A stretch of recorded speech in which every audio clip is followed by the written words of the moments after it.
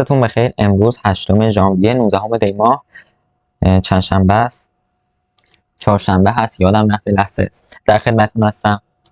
بریم سراغ اخبار فارکس فکتوری، یه نگاهی بندازیم ببینیم چه تاثیراتی روی بیت کوین میذاره، ببینیم مثلا شرایط کلی بیت کوین نسبت به اخبار چجوریه، خود اخبار کریپتویی چجوریه.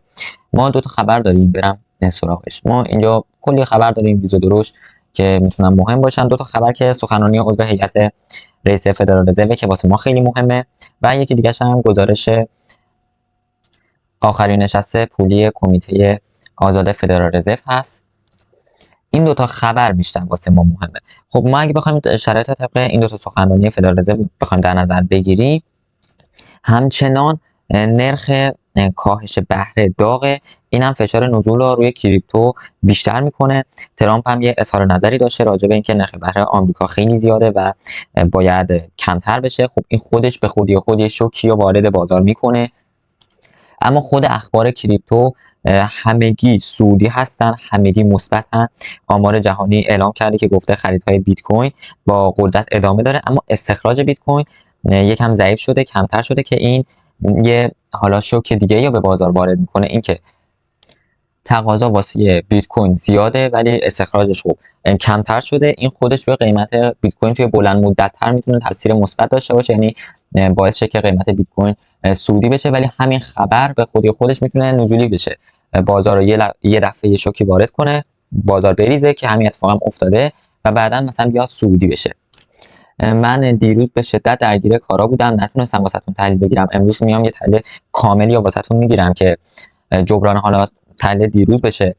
یه خبر قرمز اینجا داریم، ADP Non-Farm Employment Change، آمار شغلای ایجاد شده کمتر از پیش بینی ها بوده، یعنی اینجا قبلی 146,000 تا بوده، فورکست 139,000 تاست، که نشون دهنده اینه که ضعف بازار کار آمریکا رو داره به همون نشون میده، یعنی و برای دلار آمریکا خب این خبر ضرردهه.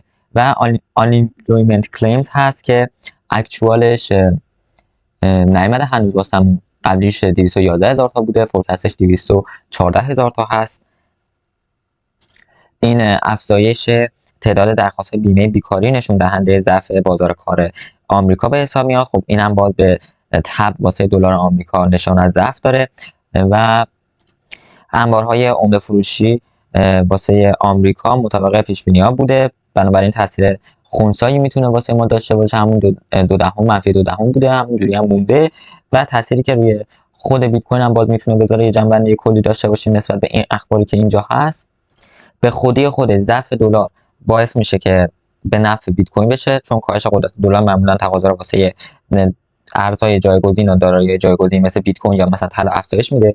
اما اخبار نزول یورو ین که تاثیر غیر مستقیمی میتونه روی بیت کوین داشته باشه و سرمایه‌گذاران میتونه به سمت مثلا ارزهای دیجیتال جذب بشن و حالا یه تاثیر کوچولویی داشته باشه. پس ما واسه دلار آمریکا فشار نزول رو داریم میبینیم به دلیل داده‌های ضعیف اشتغال و افزایش درخواست‌های بیکاری. برای یورو هم خبرهای منفی داریم. توی آلمان واسه سفارشات کارخانه‌ها خرده فروشی، بیت کوین میتونه با ضعف دلار و یورو یه حرکت سودی داشته باشه، ولی به نظر من خبر نرخ بهره این چیزا تاثیر بیشتری هم میتونن روی بیت کوین بذارن. پس خیلی من دید صعود ندارم نسبت بهش، نسبت برای اخبار، و دیدم کلیاتش نزولی هست. برم چارت هفتگی خود بیت کوین رو نگاه بندازم، دونه دونه تایم فریم ها رو بریم پایین‌تر. توی تایم هفتگی دیتا همچنان همونجوری که در نظر داشتیم هست، 63 رو به بالا، 93 مونده، کیجنسن مونده، اسپن بی مونده، اسپن آ رو به بالا داره حرکت میکنه، اسپن تنکانسن هم داره رو به بالا حرکت میکنه، یه گپی این وسط افتاده. از طرف دیگه دیای مثبت هم داره رو به بالا حرکت میکنه. خب نشان از نشانه مثبتی داره بهمون میده توی بلند مدت، ولی این گپه داره یکم کار خراب میکنه. ADX هم از طرفی داره وارد منطقه حالا اشباع میشه، داره میره بالای 40، ولی همچنان فرصت داره تا به نظر من میتونه اگه اینجا رو در نظر بگیریم یه همچین حالتی که میشه 35 روز رو من بیام اینجا دقیقا بندازم. از اینجا نمیشه مولش اینجا. اوکی. یه 35 روز من اینجا در نظر بگیرم، مثلا تا اینجا 35 روز هست. بذارم اینجا درصدی چقدر تغییر میکنه، نشون میده ببینم 60%. تو 35 روز تقریبا، تو 35 روز حول و حوشن میتونه 60% که نشون میده 60% یه تغییری داشته باشه که 60% رو بریم نشون بدیم بالاتر اینجا میشه تقریبا. یه خط بندازم. آره 60%ش میشه هول و هوشن. این منو به صورتی کنم میشه 170,000 تا. پس میتونه یه همچین دیدی رو بهمون بده. البته 35 روز خب قاعدتا خیلی کمه که بخواد انقدر حرکت داشته باشه بیت کوین، ولی حالا یه دیدی میتونه بهمون بده. از طرف دیگه ما توی ابر قدرت روند رو به نسبت داریم، ثبات روند هم تقریبا متوسطه. کلیات چارت هفتگی سه معمولی رو به خوبه. اینجا در حال اصلاحی، یعنی همچین حرکت خاصی اینجا نمیزنیم، اصلاحی حالا داریم تا زمانی که اینا بخوام پاشن به بالا برن خودت هم حرکتی دارن. پس اگه بیاد زیر 91,000 تا طبق تحلیل قبلی بیاد زیر 91,000 تا ما نزولی میشیم، بالا 91,000 تا باشه ما رنجیم تا زمانی که 100,000 تا را نشکسته و تصویر نداده ما رنج میمونیم، بعد از اون میتونیم سودی بشیم. این واسه هفتگی بود. روزانه تحلیلی اونجوری واسهتون نمیگیرم. داخل ابری شکار و شکارچی به صورتی اتفاق افتاده، اینجا یه فیک رو انجام دادیم، الان باز داریم رو به پایین حرکت میکنیم، 63 رو به بالا، یه گپی هست، اف حالتی نداره، الیکس قدرتی نداره، دی آی ها رنجن. روزانه تحلیل پذیر واسه من نیست، پس من واسهتون روزانه رو نمیتونم تحلیل آنچنانی بگیرم. بعد ببینیم شرایط چجوریه، بیاد نزولی بشه از اینجا بخواد بشکنه میتونیم رو پایین حرکت کنیم. خب قاعدتا نکنه این کارا رو میتونیم رو بالا بریم دیگه. یعنی سبک نسبت به شرایط تصمیم گرفت. خیلی میگم دیت های آنچنانی روزانه به هم نمیده که بخوام تصمیم بگیرم نسبت بهش. بریم 4 ساعته. 4 ساعت خب دیتاش یکم بهتره. اینجاها من تحلیل واسهتون گرفته بودم توی 1 ساعته که گفتم اینجا رو به بالا بشکنیم میتونیم پوزیشن خوبی داشته باشیم. همین اتفاقم افتاد رو آلت‌کوین خود بیت کوین، یه پوزیشن خیلی توپیا گرفتیم. من توی کانال تلگرامی هم گذاشتم واسهتون شرایطو. الان داره چیکار میکنه؟ الان ADX حالت خاصی نداره، داره رو به پایین حرکت میکنه، ضعفو داره نشون میده، ولی میتونه با یه کندل پرقدرت حجمدار و نه کندل سایزی حجمدار، نگاه کنید اینجا مثلا این سایز میگه او چه کندل خفنی، چه کندل خوبیه، ولی اصلا قدرتی نگاه کنی آنچنان چیز نیست. من بذار برم ولیومو بندازم ببینم مثلا قدرتش واقعا چقدر بوده. ولیوم اینه. آره ببین نسبت به اینا خب قاعدتا مثلا اوکی تر بوده دیگه، مثلا تو روند صعودی بوده اینا حجم کمتر بوده، ولی نسبت به اینا رو دقت کنید. نسبت به این کندلا مثلا این کندل تقریبا سایزش مثلا میتونه شبیه این باشه، این همین میتونه اینجوری باشه. حجم برای من به نسبت کمه ها، شاید واسه یکی خوب باشه، یعنی برای من به نسبت این حجم کمه، پس نمیتونم مثلا اونجوری در نظر بگیرم که بگم آره مثلا خوبه. چیزی که حالا دید منه.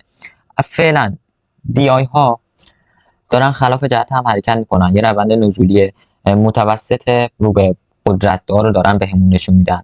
از طرف دیگه اسپن آ اسپن بی دارن همجهت هم حرکت میکنن. خب این همجهتیشون نشان از فشار نزول قوی تر داره. کراست انکانوکیجن روی هم افتاده، کراست برابری یا قدرت نزول داره بهمون نشون میده. هنوز سویچ ابری صورت نگرفته ولی 63 93 روی هم افتادن. پس ما زمانی که بیایم اینجا رو رد کنیم میشه مثلا 95,000 تا این حدود رو رد کنیم و تثبیت هم بدیم میتونیم نزولی بشیم. تا اون زمان هم که راس 60 93 نزولی شده، سویچ اب هم صورت گرفته، الیکس هم میتونه قدرت بخوره. پس دید نزولیمون داره همینجور تقویت میشه. نسبت به اخبارم خب ما دید نزولیه رو داشتیم که بخوایم مثلا تصمیم بگیریم. برم خطوط پیوت پوینت رو آپدیت کنم.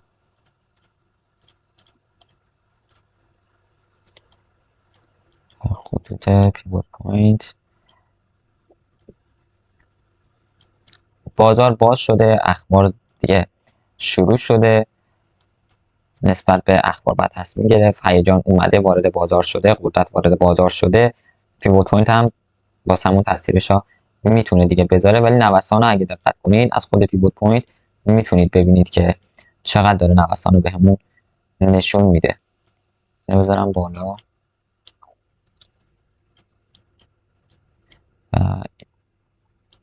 اینا هم راست میشه. خوب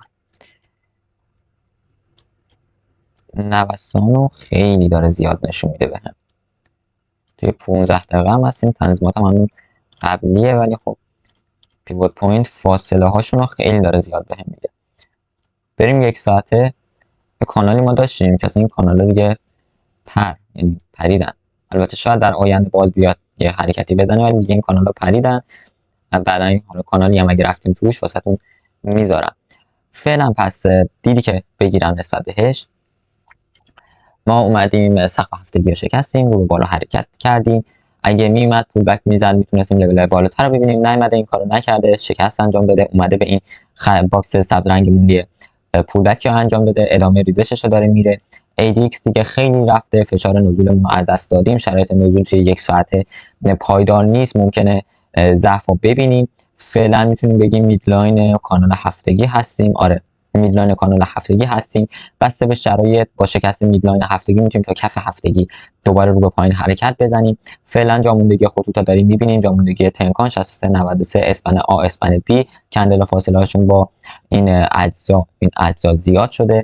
احتمالاً ما بخوام یه بالایی داشته باشیم، بعداً رو به پایین دوباره یه حرکتی بزنیم، دوباره ممکنه بیاد پول بک بشه، رو به پایین باشه، ممکنه بیاد رنج بزنه. من احتمال میدم یکم ریزش دیگه داشته باشیم.